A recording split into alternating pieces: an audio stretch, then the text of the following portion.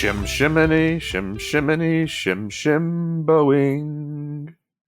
Sorry, I don't know the rest of the Hello. I don't know the rest of the words. Welcome. Oh, hello and welcome to episode 219 of AvTalk. I am Ian Petchnick here, as always, with Jason Rabinowitz, and also here this week with Seth Miller of PaxEx.aero, special guest during AIX here in Hamburg. Say hello, Seth.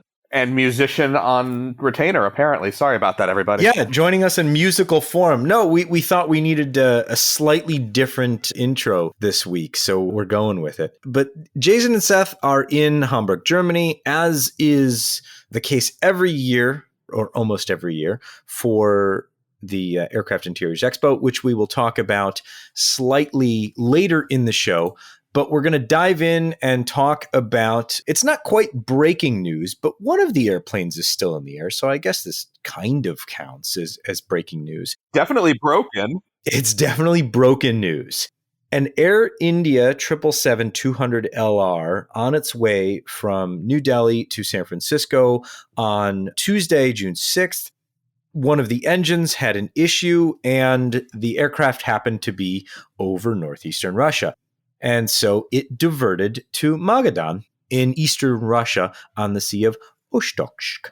And so the breaking part of this news, beyond the engine being broken, is that the rescue flight is currently in the air to collect the passengers from Magadan and take them onward to San Francisco. The reason we're talking about this is not because an aircraft had an engine issue. It's not because there was a diversion. It's not because Air India is sending a rescue plane. It's because we're back in a situation where there's an aircraft on the ground in a country where it is going to be nearly impossible to cut through all of the red tape to get the aircraft fixed. With an added twist this time of that flight having been bound to a country where it is not recommended that citizens of that country go to Russia right now. I'm not even sure if you're allowed to do that. So this definitely differs quite significantly from the Norwegian Air 73 MAX landing in Iran, where, yes, the aircraft was not going to have a good time because of the sanctions, but that aircraft wasn't going to the U.S. In this case, it is a whole other world of diplomatic and really just logistical nightmare for many of the passengers on board that aircraft. It seems like they're being treated well, given the circumstances. It is not a large town by any stretch of the imagination, so these hundreds of people are being accommodated as best as the locals can do. You can't fault them there. But this is, I don't know, have we just found the newest addition to Aeroflot's fleet here? Well, I don't think so. Mostly because I don't think that Air India would be very happy if they didn't get their plane back. But the real issue becomes, so Jason alluded to, or mentioned what I was kind of alluding to, is the Norwegian air diversion. The aircraft was flying from Dubai, I think, to Stockholm, and diverted not long after takeoff, diverted to Shiraz, Iran in December of 2018. That was a 737-8 MAX, and that was an engine issue. Aircraft diverted, landed safely, passengers were taken care of overnight, and then they left the next day. But the aircraft spent 70 days in Iran, because even though they had said, yeah, the export license shouldn't be a problem, we'll bring in the new engine, we'll bring in the maintenance techs, we'll bring in all of that, it ended up taking months, literally months, to get all of the licensure from the U.S. Department of Treasury, to get the export technology license to be able to send the engine there. And then they had to be able to actually get it there and do the replacement work on the LEAP 1B. So that took 70 days. It was just an issue of sanctions. There was no other issues involved. And this is also just an issue of sanctions, but they're a different set of sanctions, yes. Right? Right. So, like you, Ian, I don't think that this plane ends up becoming spare parts for Aeroflot. Yea, though, verily, they might want that. They certainly need some spares. I do think eventually they get it sorted and get it out. It would be a diplomatic nightmare between Russia and India. And these days, India has been not outright supportive of Russia, but it's certainly not against its invasion of Ukraine nearly as vocally as other countries. So Russia kind of needs that support where it can get it. The interesting thing to me here is going to be, there are only two airlines that can transport a GE90 engine. One of them can't fly outside of Russia, really. The other definitely won't fly into Russia. So what a twist. So that's That's the other thing. I mean, because I'm talking about Volga-Dnieper's fleet of Antonov 124s, and then I'm talking about Antonov Airlines fleet of 124s. Can they bolt it onto a 747 in the fifth engine position and ferry it in that way? Let it windmill? I mean, like setting aside the legal maneuvers to be able to export the engine there, I don't know physically how they're going to have to truck it into Russia, I guess, maybe, and then fly it over on a Volga-Dnieper 124, or I honestly don't know what the logistics are going to look like. But it's also in they're going to have to fly it in because there's no way that you can drive something to Magadan. I mean, I suppose a boat might work and then a truck. Sure. Because it is on the coast. So, I mean, we might see it flown to Japan and then they take a boat up from somewhere in Japan. But I mean, setting aside the export license issues, the logistics and the legal maneuvers to be able to fly this engine in or just get it delivered, that's going to be, a project in and of itself. This aircraft is not going, I don't think it's going to be stuck there, but I definitely don't think it's going anywhere anytime soon. Add another angle to the conversation, and I'm pretty sure the answer is no, but it's something I thought about, and that is, earlier today, is should the facilities available at diversion airports beyond is there a runway come into play when planning flights and routes? Like Jason said, they're being taken care of as best they can, but in this case, that's cots in a high school gym for most of the passengers. There's just not enough hotel rooms in the town to handle the 200-something people. And that way better than crashing. Obviously, safety comes first. Divert the plane when you get an engine issue. I get that. But should airports that don't really have facilities for the passengers that are in the plane be considered valid diversion points for the plane flying above? In my opinion, I don't necessarily see anything fundamentally wrong with that, since the odds of ending up at any one of those possible diversion airports is so small until it happens, and then suddenly it becomes a very real issue. But I'm assuming there are a whole bunch of routes where if you took that into account, suddenly those routes would no longer be feasible. ETOPS basically dies in many markets. So I get it, but it's interesting to me. There should maybe be contingency plans on the side of the airline to be prepared for this, which Air India, I doubt they had any such plans for landing at this particular airport. But again, everyone seems to be doing the best they can.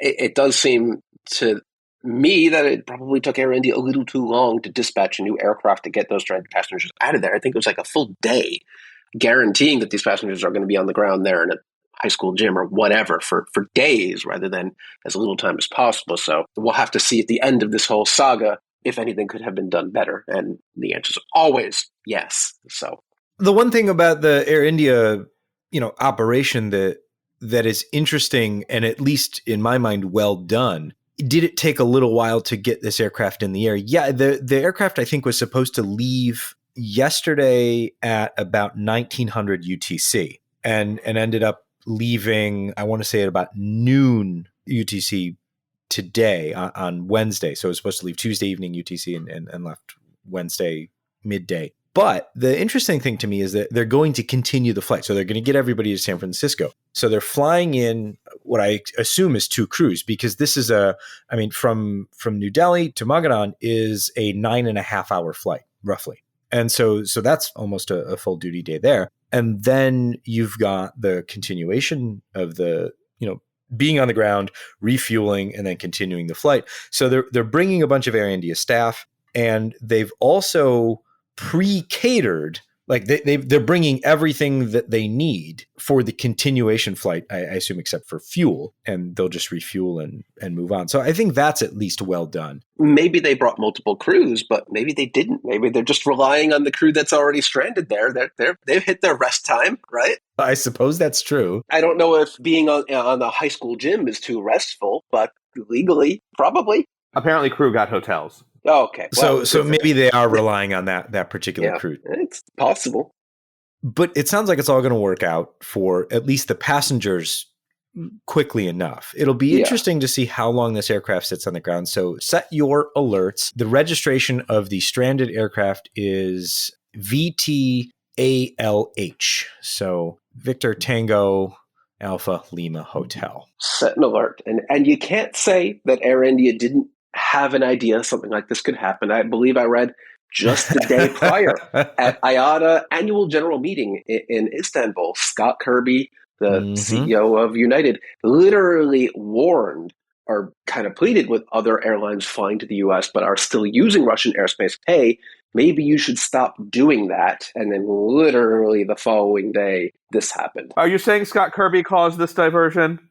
I mean, I don't think he would do that to No. a fellow Star Alliance member airline, but we can't rule it out. And to be fair, his position is based almost entirely on the economics of United Airlines and other US carriers being disadvantaged by not being able to overfly Russia. What's interesting to me here is that there are two things I wanted to bring that up, Jason, and I'm glad you did. There are two things to me here. One, I mean, to Seth's point, Kirby's complaint, he couched it in safety terms, which I think is truly disingenuous, because there's nothing that we've seen that would say flying over Eastern Russian airspace is any less safe than it was a year ago or 2 years ago. I think that's disingenuous. His argument is that there could be Americans on the plane, and if you have to divert, which there are ostensibly Americans on this aircraft. It was flying from India to the United States. So one would assume that out of the 216 passengers, at least one of them is probably an American citizen. And we're seeing, and you know, it's kind of interesting, you know, right after this happened, well, we're seeing it play out where it doesn't seem to be an issue. But the other thing here is that with the competition issue, I wish I could find it now, but I remember someone saying before from an airline that this was a European airline talking about Chinese airlines that were still flying over Russian airspace to get from China to Europe, and saying it doesn't matter because those passengers that we're dealing with flying in between, they're going to choose us anyway because they want to fly on our airline, as opposed to they're just looking for the cheapest price. Yeah. And to be fair, I don't think Americans are actually banned from Russia. I think you could still go. It's on the DOD's or the State Department's do not travel to list, but I don't think you're actually prohibited from going to Russia. So it's not like they're going to arrest you at the border, detain you, but they could. That's the problem. That's the question. Is the local police chief someone who's really into the Russian cause and will arrest an American on site? That's, I think, the question. I don't think that's going to happen, but there's not a ban or prohibition on Americans actually going to Russia. Right.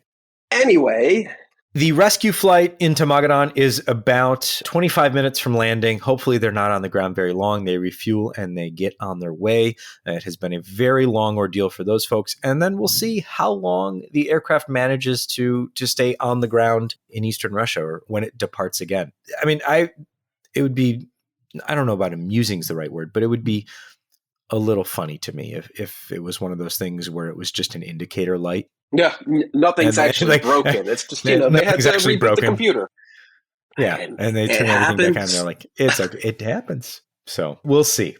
Let's switch from engines to the actual airframe. There is another issue with quality control on the 787, and we're back to shims. It's always with the shims on this 787. We should really do some research to figure out what keeps happening with those things and how we can fix it and tell Boeing. Right? We should become the world-leading experts in carbon fiber, plastic, composite, tolerances, technology, and shimming. Let's do it. So Boeing says that this particular issue is an attachment fitting on the horizontal stabilizer of some 787s. So the issue now affects aircraft that have been manufactured but not yet delivered. Could affect up to about 90 planes, but Boeing says not a problem. It'll take about 2 weeks to investigate and solve the situation. And we expect our full year guidance between 70 and 80 787 deliveries to remain. We're sticking with that guidance. Didn't they just increase production? Yep, sure did. Like last week. They over-shimmed it. Too much shimming. Yeah, improper shimming around a bracket on the horizontal stabilizer of the Boeing 787. The irony, of course, being that with the carbon fiber and the super modern CAD design and the exacting tolerances, this was a plane that really wasn't supposed to have shims at all, and now that's proving to be multiple times a necessary fix. So many shims. Shims everywhere. So my question to the internet yesterday was, why are we always shimming things? Because I was under the impression that you build these, they're either made to tolerance, or if they're not, then you ditch them and you do it again. because that's how these carbon fiber plastic composites work. Apparently that's not the case. And so you end up with things not as exactly as they should be. And then you use shims.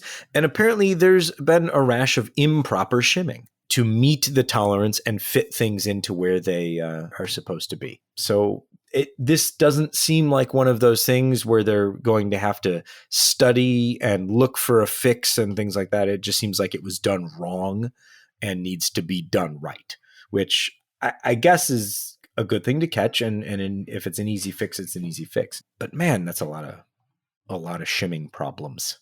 Yeah, not great. Not a surprise at this point. It feels like a weekly news cycle of finding something out about a Boeing aircraft that's not quite right. Not the biggest deal in the world, but just shouldn't have happened. And here we are again. I feel bad. One of the issues I guess that's important to mention here is that all of the work here is done by a supplier. And then the finished product, or what is supposed to be the finished product, is brought to the assembly factory and then attached to the aircraft. And so we're kind of back to the maybe distributing manufacturing for the aircraft around the world and then hoping it all fits together wasn't the best decision that they've ever made. In hindsight, that was fundamentally flawed. They probably want to do that again. The other thing, I mean, I just throw out there, talking about it's not that big a deal and this and that. Obviously, they will get the fix done right. It will be safe to fly, etc. But airlines are facing so many delays in getting their new aircraft. Ultimately, this is bad for consumers. Fares are higher. Flights are being canceled because the capacity is there. The planes aren't there. This isn't a just Boeing's bottom line, ha ha ha, suck it investors kind of story. Real people are dealing with this too. I think Flight Global ran a piece after or coming out of the IATA AGM this week that quoted an airline executive saying, if we get planes 6 months late, they're not late. Yeah. And you see these quotes from airlines saying, no, we expect all of these on the planes are going to show up on time and don't worry about it. And then they're lying. We're not going to get the planes on time. So who's being disingenuous and who's not telling who the full story? I mean, is it the airlines telling their passengers? Is it the manufacturers telling the airlines? Is it just a chain of, oh no, it'll be fine, and then it's not fine? All of the above. Fair enough. All right, gentlemen, you are in Hamburg, Germany.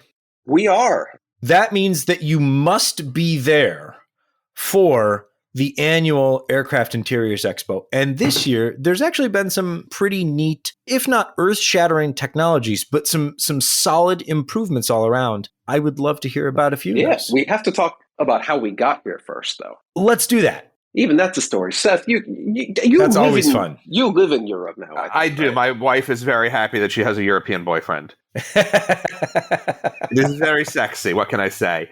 I came over. It's the singing. Yeah.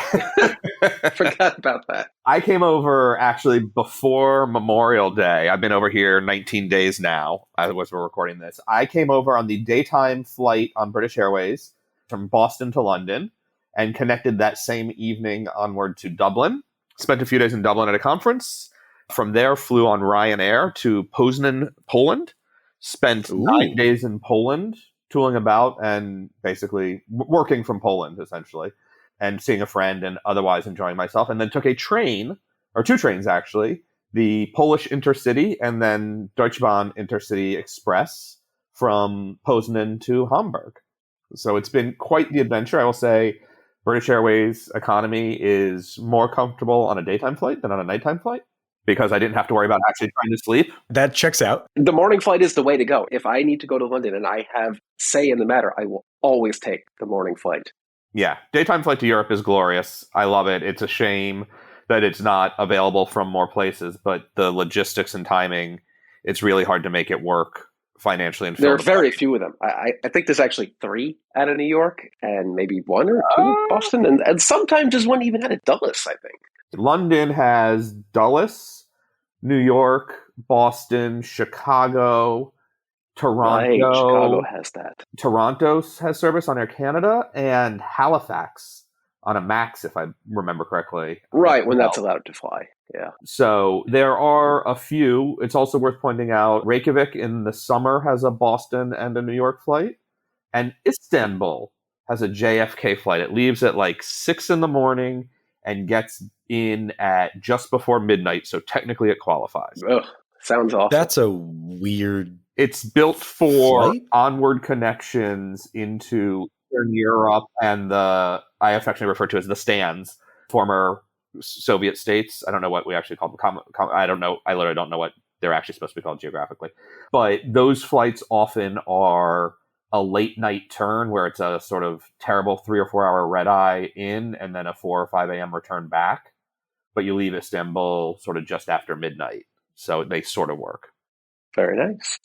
Yeah, all right. But I love the daytime flight. Jason had much more adventures than I did, which is bizarre given what I did. I mean, I almost didn't. I had crate trip here until I almost didn't. I flew Air France on the very early, but not earliest flight of the day, the 5:30 flight out of JFK, which was fine. I happened to snag the new Air France business class. It was only the aircraft's third turn with that new cabin, so everything was really nice. And then I got to de Gaulle, bracing for the worst because my experience there last year was just hectic craziness, and it was empty. There was nobody there. It was amazing. I got to go to the lounge and take a shower and have a meal. I don't know what happened, but it was a really great experience. And then that was on a 777-300ER. Then I connected onto a year-old A220-300. So both aircraft had Air France's latest, greatest, newest everything.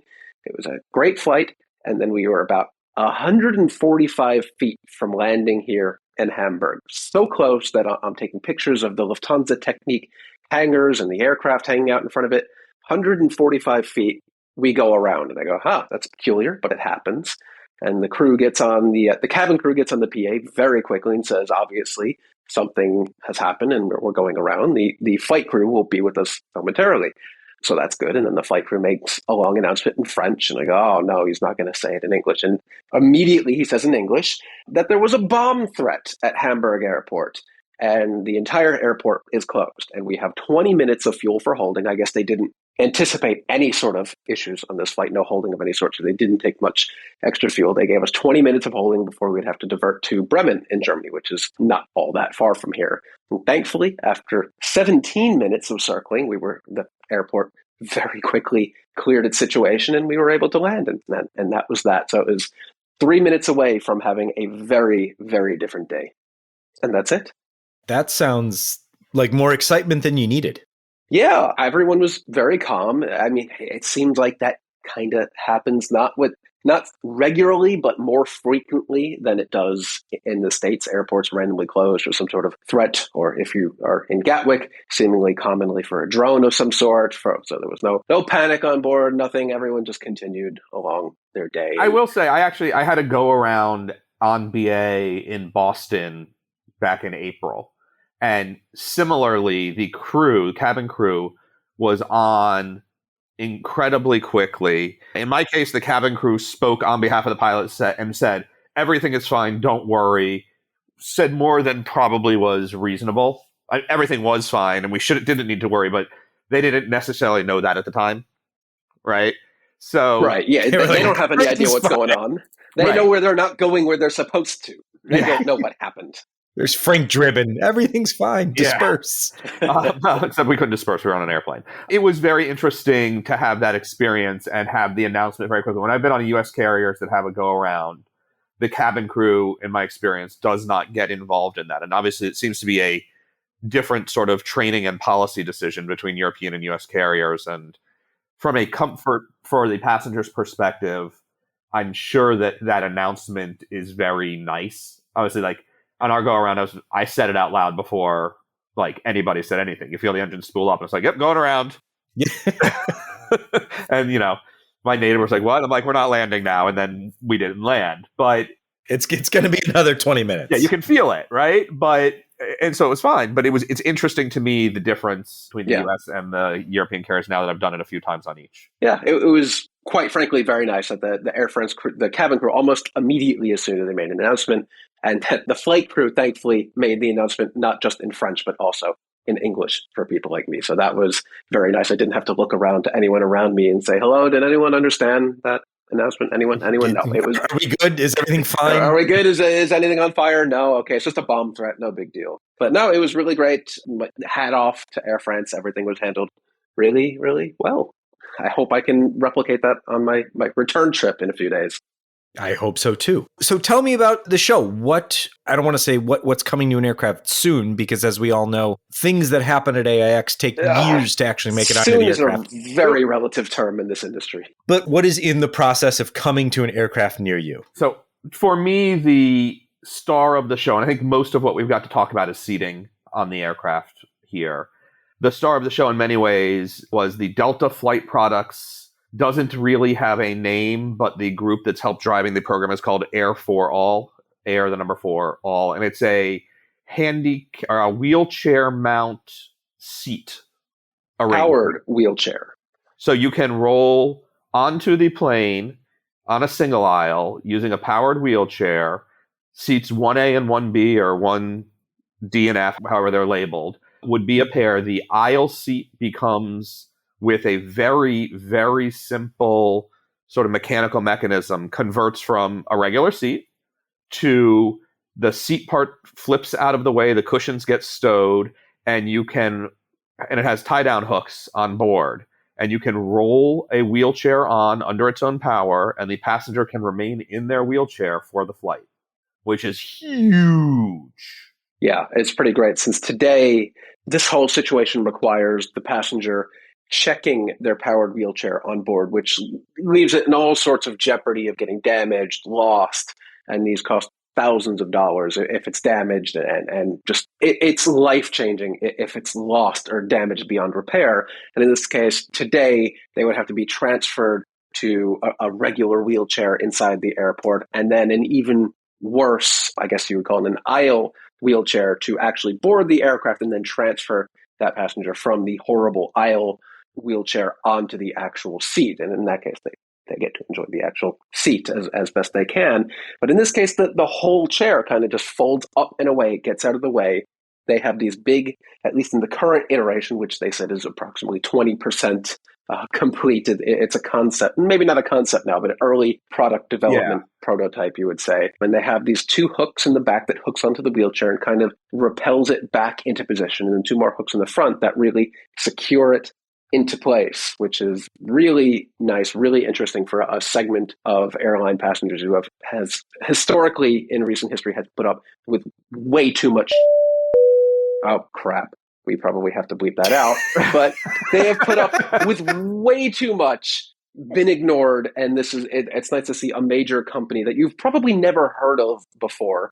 Delta Flight Products is a subsidiary of Delta Airlines. It does not mean that Delta will install this on board its aircraft, although it sure seems like they will at some point. But other airlines will be able to buy this product theoretically from Delta Flight Products to install on their A320 series aircraft, and hopefully it should fit in the 737s as well. The other thing I'll say, just in the timeline scenario, yes, nothing happens quickly in aviation, but Delta Flight Products is talking about potentially having it certified within 18 months, which basically takes an act of God. I mean, that is amazingly quick for something in the States. And that's time to certification. Then they actually have to manufacture it, and the airline has to buy it and then install it. Yes, it's not going to be flying in 18, but that is still very quick. And there has been discussion, I understand, with the FAA about even trying to fast track it a little bit if they can. So, because of the impact it has on accessibility. I mean, right, Chris from Flying Disabled, who has been driving this program, he's spent 8 years at this point trying to get this to happen, basically said to me when we were talking about it, it's like, when wheelchair user loses or has their chair damaged, it's the equivalent of me taking a baseball bat to your knees or a saw to your knees and cutting them off. You literally can't go anywhere. And so people don't travel because it's not worth that risk. Yeah. And I did see some commentary on Twitter when I posted about this of saying, oh, well, that just means the downside of this is that those passengers will have to sit in their wheelchair for many hours unable to recline. And this is not targeted for long haul flights. This iteration of the product will end up on short haul aircraft that will operate for maybe 5 hours. And those people are used to spending extended periods of time in their wheelchair. That's how they live. So again, it opens up opportunities. It is, yes, unfortunate that they are not able to enjoy the actual seat on board the aircraft, but I think most people in the situation would be more than happy to trade that off for getting their chair on board and knowing for sure that they're not going to come out the other side at their arrival airport and their wheelchair is damaged or gone in some cases. Yeah, no, I can only imagine how truly awful it is to have to worry about that every time you fly, especially if you're flying on a regular basis. I mean, to wonder if, am I going to be able to move after the flight lands? Or has the airline, forget the taken airline my losing your mobility bags. Away? That's horrible enough. But then imagine when you get there, your bag's not gone. It's your legs are missing. That's not great. Yeah. So that's, amazing if it gets certified that fast. But even, I think it's just great to see that a company has decided to finally tackle this problem once and for all. And hopefully they get it, on aircraft as quickly as possible. What else did we see, Seth? What were some of the other headlining items? There was also, at the other end of the seating spectrum, Recaro Aircraft Seating is one of the major suppliers, has a product called the Extend seat. That's XTEND. I don't want to talk about this one, but I guess we need to. We need to. So this is... I feel like if we ignore it, if we don't look at it, it will go away. But that's not real. That's not real, I'm afraid. This is a seat designed for the exit rows, the emergency exit rows of an overwing exit row. And today, you're required, I believe, to have 13 inches of clearance between the seat and the seat back in front for people to be able to get out.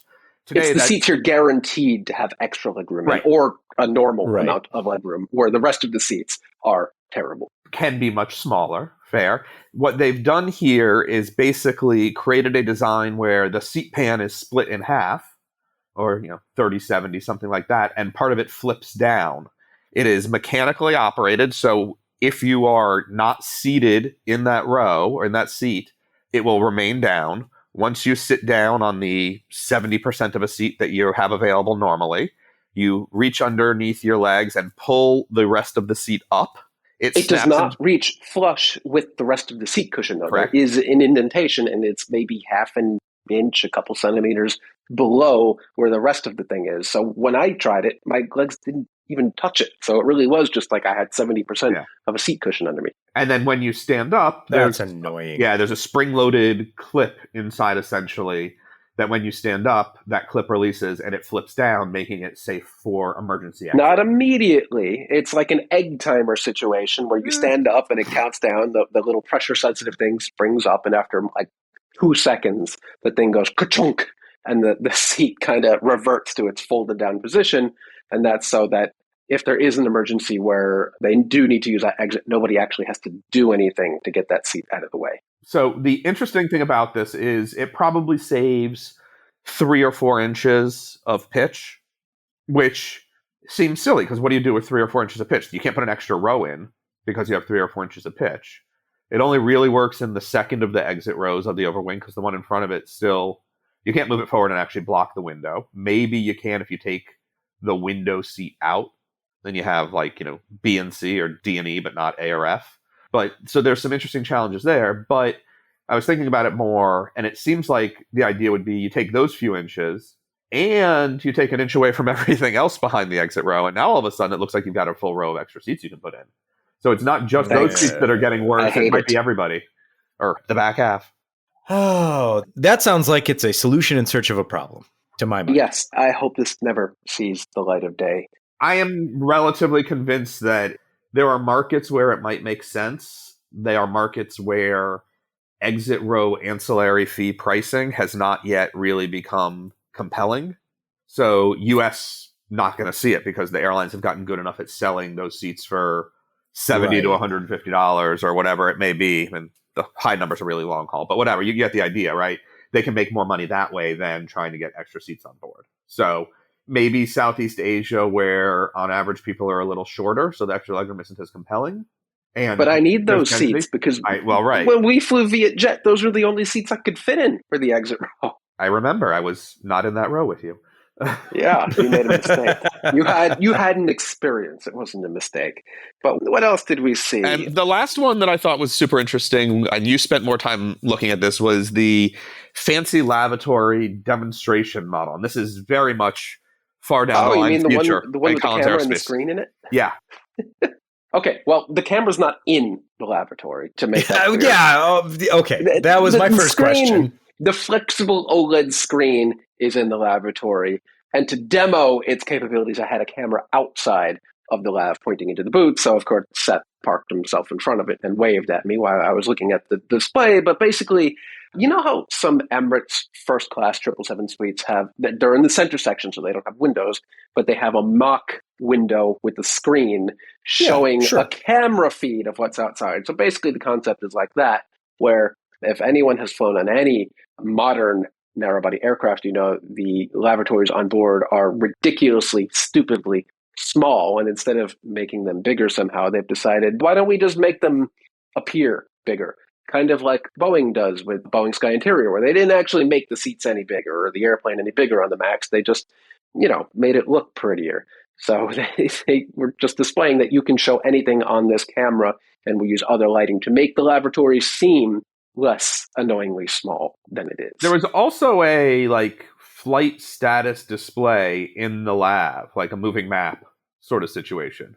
I don't know if you saw that. It was on the side mirror. I did. It was a screen behind a mirror, which is something you actually kind of see at some nicer hotels or venues like that. So they're just showing that you can display anything you want. It seems like a pricey way to go, but an interesting way to use a flexible OLED screen. This seems like the first step to displaying like a countdown timer. That's what I said. That's exactly what I said on the spot. Like, time is expired. You're taking too much in the lab. Time to leave. Out. Other interesting things, there was a Chinese seat vendor there that caters to domestic Chinese airlines, and they mentioned the ARJ21 and C919 had some interesting features. So in economy, well, in business class, a lot of seats have like a privacy slider that says, or a button that lights up a light that says, wake me up for meals or leave me alone. And some other airlines have taken a physical approach to that with a sticker or something. But these seats for the Chinese market, and I guess really any other market, there's a little slider on the seat. You slide it to the left and it says, leave me alone. You slide it to the right, it says, wake me up for meal service. So I thought that was an interesting way to do that. So if you're sleeping on a red eye but still want your little breakfast, they can either leave you alone or wake you up. That was nice.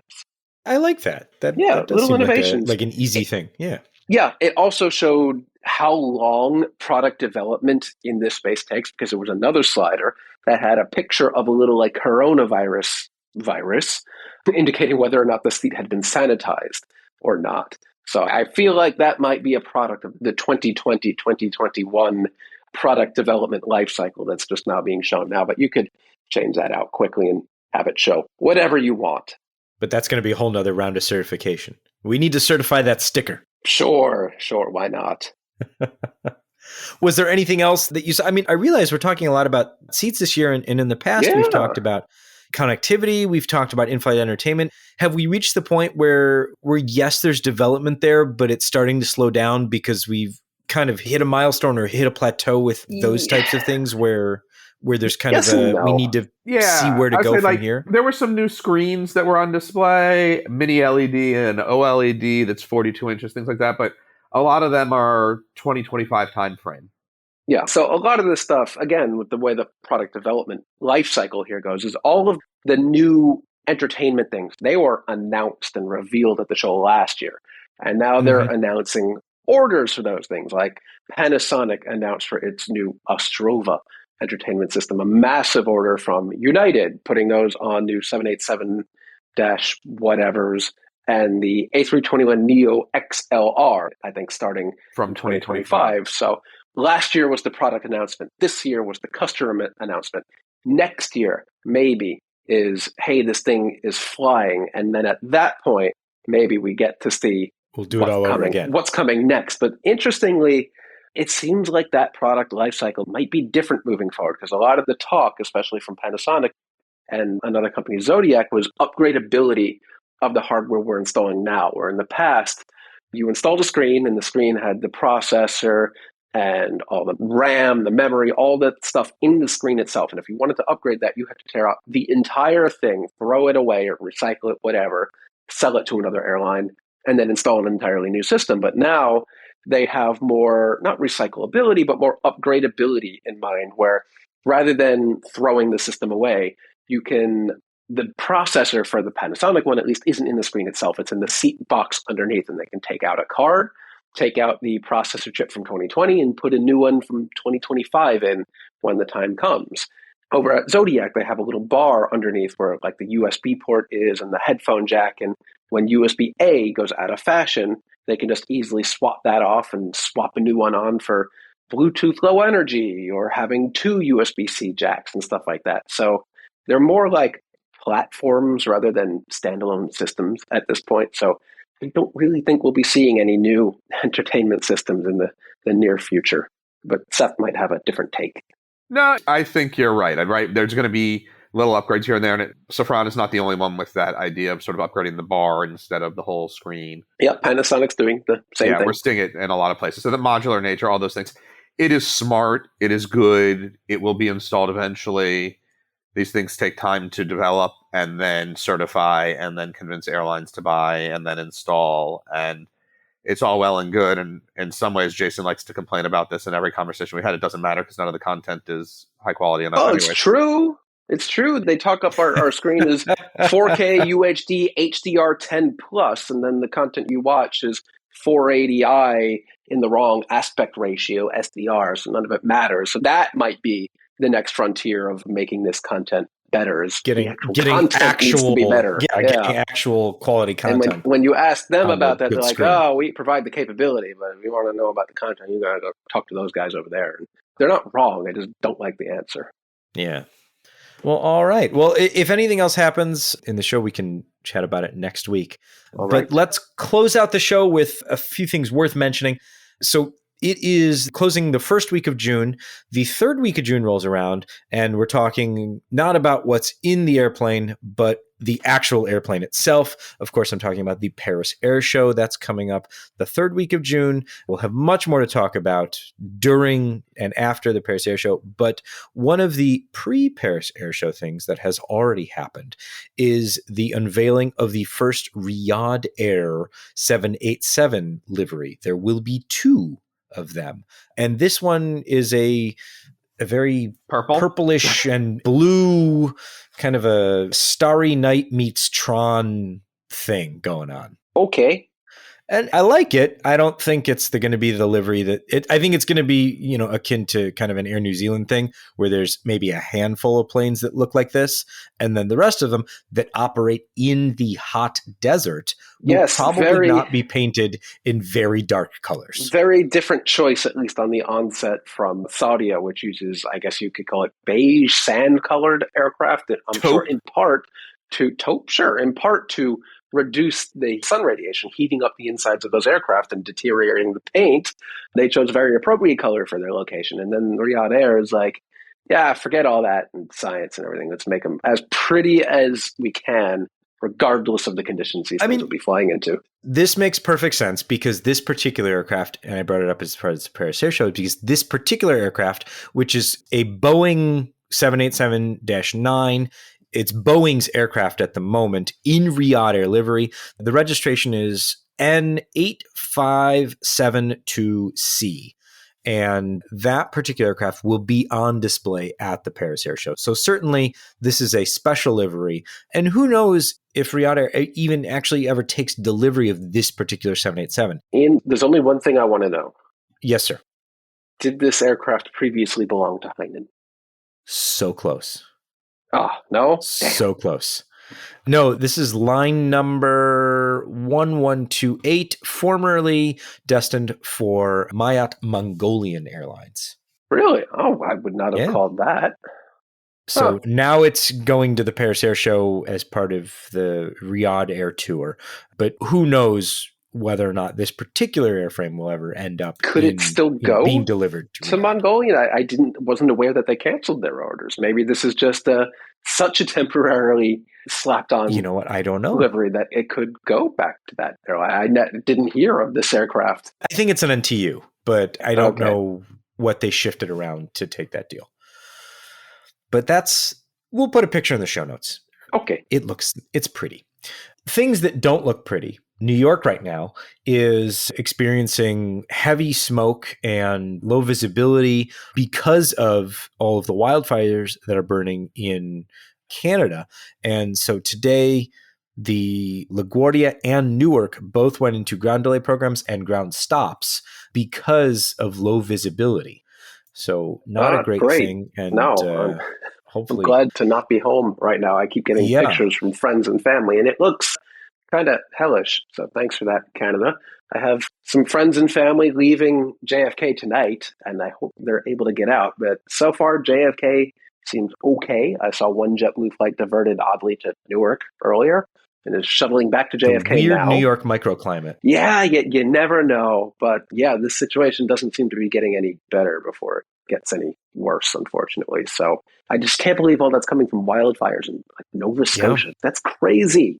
And we'll stay at LaGuardia, in fact, and talk about the continued saga of JetBlue and Spirit. JetBlue... Oh, yeah, I forgot about this. ...is agreeing to give Spirit's LaGuardia, the entirety of LaGuardia's assets, entirety of their assets at LaGuardia to Frontier.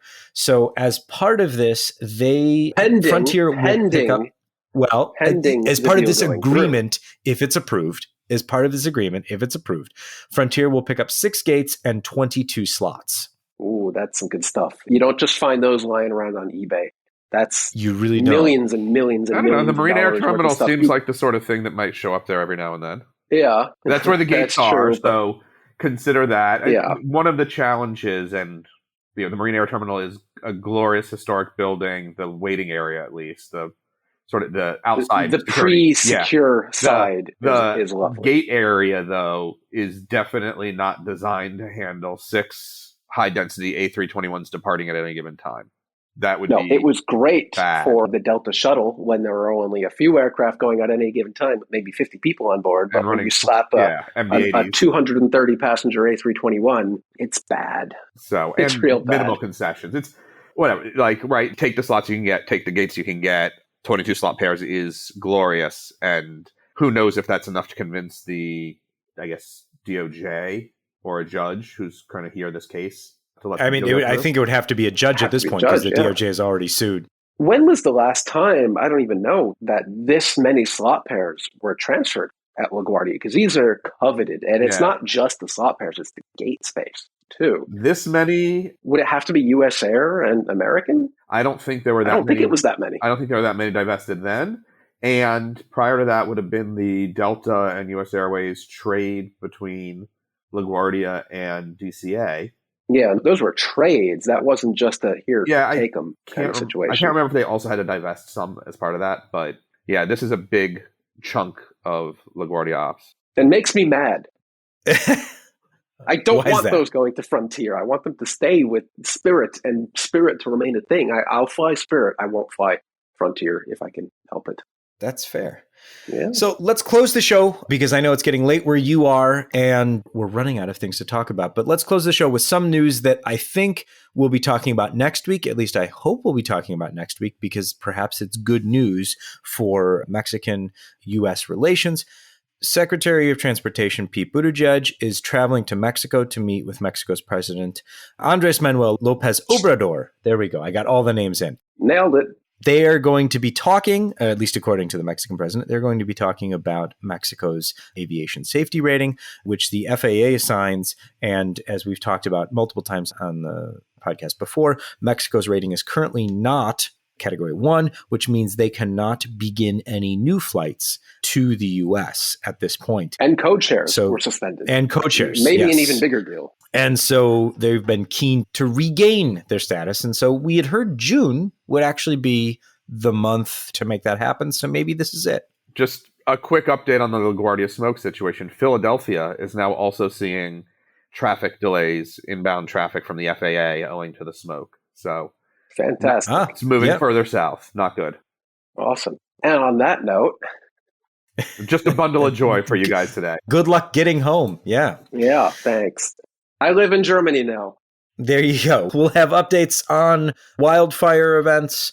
Hopefully we can say that we're done with them, but I don't think that's ever going to be the case, and certainly not this summer. We'll have updates on the U.S.-Mexico aviation safety rating for next week and anything else that pops up in the last few days of the Aircraft Interiors Expo show that Seth and Jason are both at. This, however, concludes this particular episode of AvTalk, episode 219. Seth Miller from PaxEx.aero, thank you so much for joining us. Always a pleasure. As always, thank you. And I will let you gentlemen get off to bed. I'm sure you have a busy day ahead of you. Everyone else, thank you so very much for listening, and we'll talk to you next time. Seth, do you want to sing us out? No. Oh, no. Thank you. We'll see you next time.